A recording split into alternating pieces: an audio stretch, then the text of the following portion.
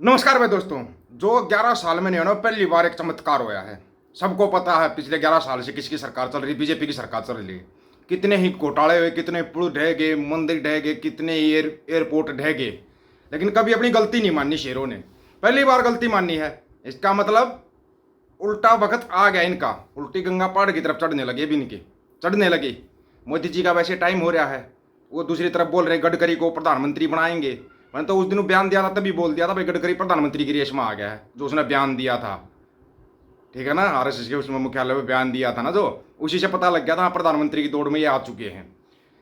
अब अमित शाह साहब को भी इस्तीफा देना पड़ेगा भाई। पहली बात तो गलती माननी है अपनी। गलती भी कहाँ माननी, गलती वहां माननी जहां पर पूरा मतलब छड़दम तार दिया था। महीनों लग गए वो गलती मानने में। कौन सा? पहलगांव आतंकी हमला, जहां पर धर्म पूछ कर लोगों को मारा गया था, पता होगा ना। धर्म पूछ कर घाटी के अंदर वो जो जे.एंड.के का गवर्नर है, एलजी है, मनोज सिन्हा, लगाया किसने? अमित शाह साहब ने।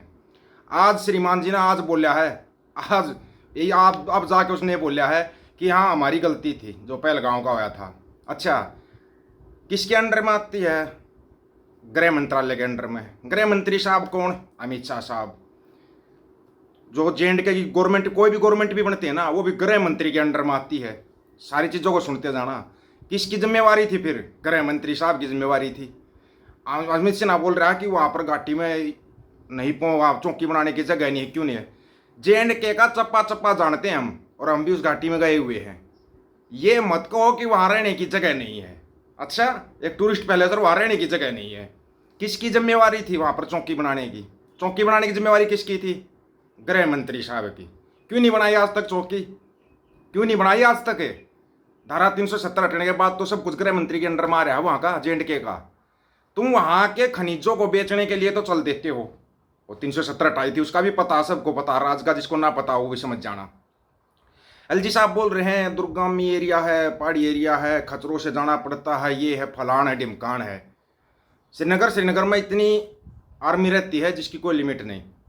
ठीक है ना। और दिन के समय में हुआ था वो हमला, रात के समय में भी नहीं हुआ था। बिल्कुल आराम से लोगों का धर्म पूछ रहे थे, उनके बीवी बच्चों के सामने आराम से धर्म पूछ रहे थे वो आतंकवादी। इतना आराम से उनको, मतलब इतना ये पता था कोई नहीं आएगा, ना कोई पुलिस आएगी, ना जे.एंड.के की पुलिस आएगी, ना आर्मी आएगी, कोई नहीं आएगा। थोड़ी दूर पर तो चौकी भी है बीएसएफ की, वहां से भी कोई नहीं आया। और बड़े कमाल की बात थी कि वो आतंकवादी भागे भी फिर उसी तरफ। उससे बड़ा, और उससे भी बड़ा, जो गृह मंत्री साहब ने दिखाया था, चारों आतंकवादियों के स्केच जारी किए गए थे, वो भी झूठे निकले। वो स्केच भी झूठे। बड़े कमाल की बात नहीं है? अब अगर गलती मान ही रहे हो श्रीमान जी, तो इस्तीफा दे दो, इज्जत तो बच जाएगी कम से कम। क्यों इन भक्तों के कपड़े उतरवाते हो? ये कहाँ कहाँ से बचाएंगे बेचारे? कहाँ कहाँ तक मंडी और उसके दलाल कहाँ कहाँ तक मदद करेंगे? ये बताओ, कहाँ तक जाएंगे ये? कहाँ तक कितना वो करें? तुमने तो इतने बड़े बड़े गड्ढे खोद रखे हैं, ये कितना भरेंगे उन गड्ढों को? ये बेचारे खुद उन गड्ढों में गिर रहे हैं, ये खुद गिरे हुए हैं। रुपया किसका गिर रहा है? बोलते हैं रुपया उसी देश का गिरता जिस देश की सरकार गिरी हुई होती है। किसका गिर रहा रुपया? अर्थव्यवस्था किसकी चौपट हो रखी है? नौकरियां किसकी खा गए, खत्म कर गए, बिल्कुल बिल्कुल खत्म। नौकरियां कहीं है ही नहीं। बेरोजगारी में क्या होगा फिर? ये चोरी डकैती लूट खसोट जो हो रही है, हरियाणा में तो सरेआम हो रहा है। सरेआम हरियाणा में लूट खसोट चलती है। बड़े कमाल की बात, हरियाणा में सरकार किसकी? डबल इंजन की। फिर उसका देखेगा कौन? और कानून बना रहे हो भगवंत मान साहब, पंजाब के मुख्यमंत्री हो आप, आपने जो पारित किया बड़ी अच्छी चीज़ है भाई। ये पारित हो गया, कानून पारित हो गया है, जो बेअदबी वाला कानून पारित होया है। जो करेगा उसको 10 साल से लेकर आजीवन कारावास, 10 लाख रुपए जुर्माना। जो करवाएगा, उसको उकसाएगा बेअदबी करने के लिए, उसको 3 से 5 साल तक की सजा और 3 लाख रुपए जुर्माना। थोड़ा और ज़्यादा टाइट होता तो भी मामला अच्छा होता। इतना भी चलो कुछ तो होया, कोई तो कानून बनया। लेकिन साथ में ये क्या जोड़ दिया आपने? वहाँ पर सबको पता गुरु ग्रंथ साहिब की ही बेअदबी करते हैं लोग बार बार। बोला कोई गीता की बेअदबी नहीं करेगा, कुरान की बेअदबी नहीं करेगा। वहाँ तो आज तक हुई कभी ऐसा? हुआ ही नहीं कभी ऐसा। लेकिन अब चलो तुम सब उस जगह पर लपेट दिए। तुम कोई बाइबल भी नहीं करेगा, किसी चीज़ की नहीं करेगा। सभी धर्म के ठेकेदारों से पूछा गया। कानून पास करना पंजाब के लिए, पूछना किससे? सिखों से। फिर ये सभी धर्म के ठेकेदार कहाँ से आ गए फिर उसके अंदर? ये कौन सा कानून पारित कर रहे हो आप? और उस कानून को पारित करने से पहले आप मोदी साहब से पूछने जा रहे हो। बड़े कमाल की बात है। क्या चल क्या रहा है? कौन सा खेल खेलना चाहते हो? खेल कुछ अंदर से दूसरे टाइप का चल रहा है अमित शाह साहब। अब तो आपके एलजी ने गलती मान ली है और नैतिकता के आधार पर इस्तीफा दे दो, और कुछ नहीं तो। नहीं तो हम तो पिछले 11 साल से नोटंकी तो देख ही रहे हैं। अब की बार नोटंकी अपार। अब नोटंकी कहाँ चल रही है? अभी बिहार आ गया यार, बिहार में चलेगी और कहाँ चलेगी नोटंकी? नोटंकी के लिए जगह तो चाहिए ना। फिर आगे यूपी आ जाएगा, यूपी पंजाब ये सब चलना ही है। और तैयारियां अभी से चल ही रही हैं जोर शोर से। तैयारियों के बीच में लेकिन ऐसी न्यूज आ जाना, विमान हादसा होता है पायलटों की गलती। कमाल ही हो गया भाई, ये तो चलते जहाज का फ्यूल बंद हो गया, पायलटों ने बंद कर दिया। ये क्यों नहीं कहते फ्यूल में कचरा था? क्योंकि फ्यूल अंबानी का था, इसलिए पायलटों के सिर पर मंड दो, सारे दोस्त दूसरों के सिर पर मंड दो। बड़े कमाल का। ये नोटंकी देखते देखते 11 साल हो गए, लेकिन लोगों को अकल नहीं आ रही। जिसको अकल आती जा रही है वही रोता जा रहा है। अब बताओ, वो मंडी वाली है वो कंगना, वो पर्देफाश कर रही है तुम्हारे।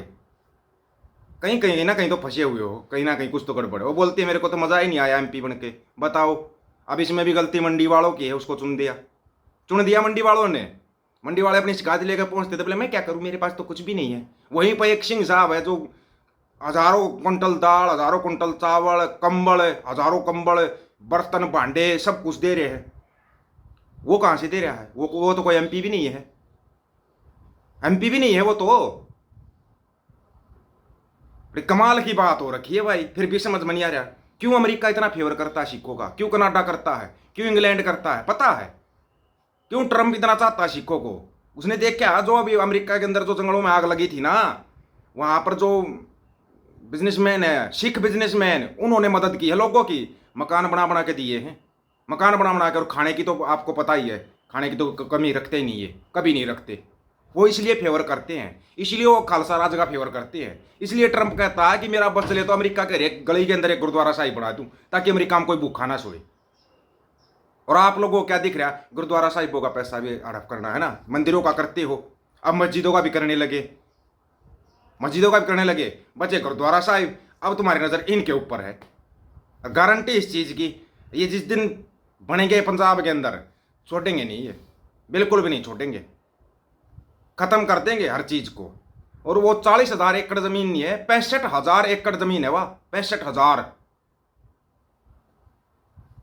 दो चंडीगढ़ से भी बड़े बड़े शहर बन सकते हैं। किनको बसाने की तैयारी में कर रहा है केजरीवाल?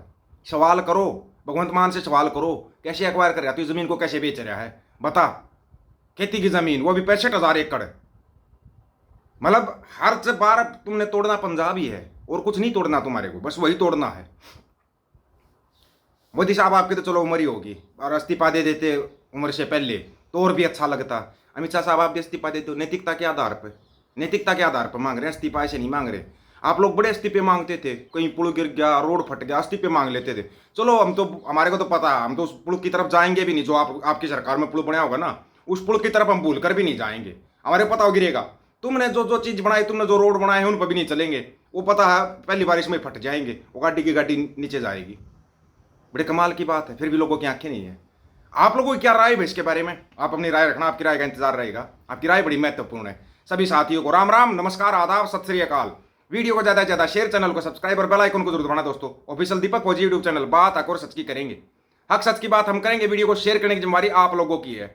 गज के आखो, वाहेगुरु जी का खालसा, वाहेगुरु जी की फतेह।